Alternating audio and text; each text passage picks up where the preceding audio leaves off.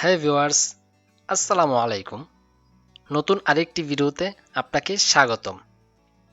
আজকের এই ভিডিওটি শুধুমাত্র কম্পিউটার ইউজারদের জন্য, কারণ আজকের এই ভিডিওতে আমি কম্পিউটারের 5টি টিপস অ্যান্ড ট্রিক্স শেয়ার করব।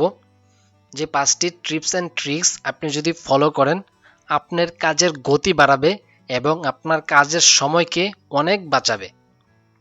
বাংলাদেশের 80 থেকে 85% ইউজার এই টিপস অ্যান্ড ট্রিক্সগুলো জানে না, এবং এই টিপস অ্যান্ড ট্রিক্স একেবারেই সোজা, একেবারেই ছোট, খুব অল্প সময় লাগবে।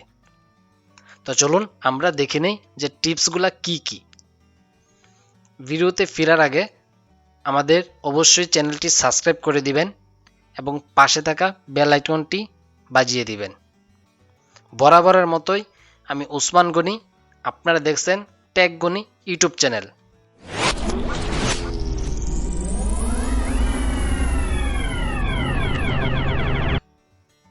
Tricks number 1।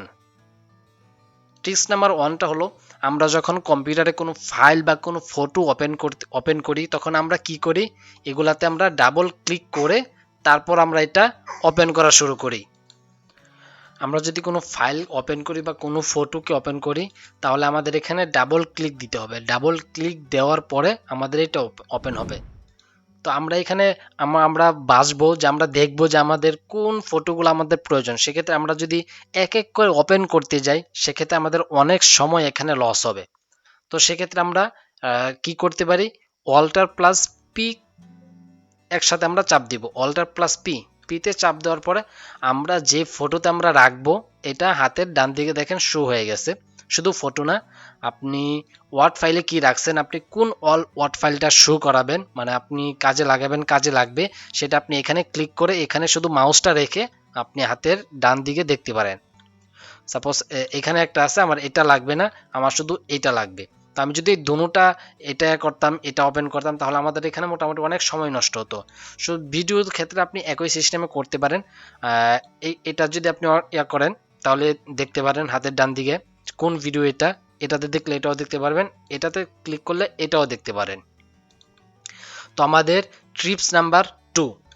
ট্রিপস নাম্বার 2 হচ্ছে, সাপোজ আমি এখান থেকে একটা জিনিস কপি করি, আমি এটা এখান থেকে কপি করলাম। কপি করার পরে আমি কি করব, আমি আমার ওয়ার্ড ফাইলে যাব, যাওয়ার পর এটা আমি এখান থেকে পেস্ট করে দেব। এটা আমি এখান থেকে পেস্ট করে দিলাম। আমি আবার গেলাম, যাওয়ার পর আমি আবার এটা কপি করলাম, তারপর আমি আবার এইটা কপি করলাম, তারপর আমি আবার এইটা কপি করলাম। কপি করার পরে আমি যাব আমার ওয়ার্ড ফাইলে। ওয়ার্ড ফাইলে যাওয়ার পরে আমি যেটা কপি করছি এটা আমি এখান থেকে পেস্ট করে দেব। এটা যদি আমি এখান থেকে পেস্ট করে দেই, তাহলে দেখবেন কি আমি লাস্টে যেটা কপি করছিলাম ওইটা আমার আসছে। বাট আমি যে আগে এতগুলো যে এটা কপি করছি, এগুলো করলাম আসে নাই, শুধুমাত্র লাস্টে যেটা কপি করছি শুধু এটাই আমার আসছে। তো এই ক্ষেত্রে আমরা কি করতে পারি, এক্ষেত্রে আমরা উইন্ডোজ প্লাস ভিতে দিতে পারি। উইন্ডোজ প্লাস বি, আমরা উইন্ডোজ বাটন ক্লিক করে তারপর আমরা বিতে ক্লিক করব। ভিতে ক্লিক করার পরে এখানে ট্রাউন অন বলতেছে, আমরা এখান থেকে ট্রাউন অন করে দেব। ট্রাউন অন করে দেওয়ার পরে আমরা এখন যাব আমাদের ব্রাউজারে। যাওয়ার পর আমাদের এখানে কি কি কপি প্রয়োজন, আমি এখান থেকে এটা কপি করলাম, তারপর আমি আবার এটা কপি করলাম, তারপর আমি আবার এটা কপি করলাম, তারপর আমি আবার এটা কপি করলাম। এখন যাব আমি আমার ওয়ার্ড ফাইলে যাওয়ার পরে আমি এখন এখান থেকে কন্ট্রোল উইন্ডোজ প্লাস ভিতে ক্লিক করব। উইন্ডোজ প্লাস ভিতে ক্লিক করার পরে দেখেন আমি যতগুলা লেখা এখান থেকে কপি করছি সবগুলো কলম এখানে শো হয়ে গেছে। তো এখন আমি এটা পেস্ট করব। পেস্ট করার পরে আবার উইন্ডোজ প্লাস ভিতে ক্লিক করব, চাপ দিব। দেওয়ার পর আমরা এখানে আমাদের প্রথমটা আমরা আমাদের লাগছে, তো আমাদের সর্বশেষ যেটা কপি করছি বা মাঝেরটা কপি করছি এটা দরকার। তো এটাতে ক্লিক করব। এটাতে ক্লিক করার পরে আমরা এই লেখাগুলো পেয়ে গেছি। নাম্বার 3, নাম্বার 3-এ যে টিপস অ্যান্ড ট্রিক্সটা আছে সেটা হচ্ছে, যে আপনি ধরুন আপনি একটি কাজ করতেছেন, তো এই মুহূর্তে আপনার ফ্রেন্ড বা আপনার কোন আত্মীয়-স্বজন চলে আসছে। তো আপনি তাকে দেখাতে চাচ্ছেন না যে আসলে আপনি কি কাজ করতেছেন। সেক্ষেত্রে আপনি যদি এটা মিনিমাইজ করে দেন, সে এখান থেকে দেখতে পারবে আপনি কি কাজ করতেছেন। সেক্ষেত্রে আপনি করতে পারেন কি, এই যে এখানে আসবেন, এই যে এখানে আসার পরে দেখেন desktop on, desktop, new desktop. আপনারা এখান থেকে নিউ ডেস্কটপে ক্লিক করবেন। নিউ ডেস্কটপে ক্লিক করার পরে দেখেন আপনি এখানে কি কাজ করছেন।